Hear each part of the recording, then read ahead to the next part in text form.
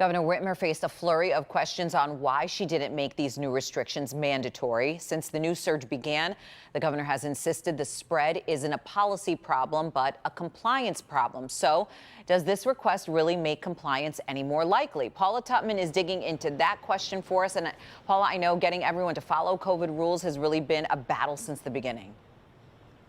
Yeah, it really has. I mean, think about last March. So you can take us back to there. We had the mandated shutdown. There was a great deal of pushback. Michigan did lead the nation for a while in terms of low cases, but obviously the governor is taking a different tack now. For the last year, the issue has been personal behavior and responsibility, because what the governor copped to today is she and/or the health department can mandate safety measures all they want, but without compliance, willingness to comply, or partnership in enforcement to comply, fighting COVID safety compliance is killing us. And so today, Michigan Governor Gretchen Whitmer took a new tact. She asked nicely. And that's why I'm calling on high schools to voluntarily go remote for 2 weeks past spring break. Calling on youth sports to voluntarily suspend games and practices for 2 weeks.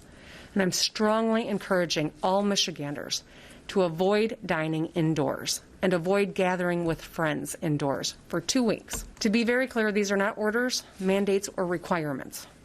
A year in, we all know what works, and this has to be a team effort. School superintendents have been begging parents for weeks not to have social gatherings or do unnecessary spring break travel, with fun not being considered as necessary, in an effort to keep schools open.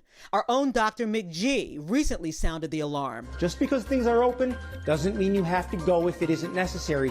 And be sensible. Protect yourself and others. And so as the governor now asks politely and even urges safety compliance, Dr. Jason Wasserman, a medical bioethics expert at Oakland University's William Beaumont School of Medicine, says encouragement versus mandates will likely not change behavior. The question is whether something short of a mandate will also work.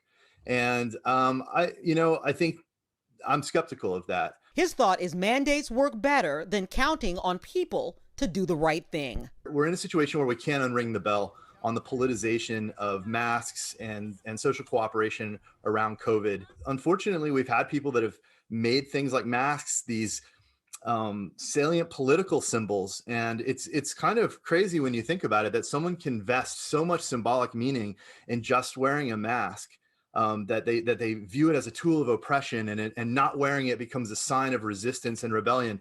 That's not what it is. It's a simple measure to keep droplets from coming out of your mouth and getting other people sick, and it works.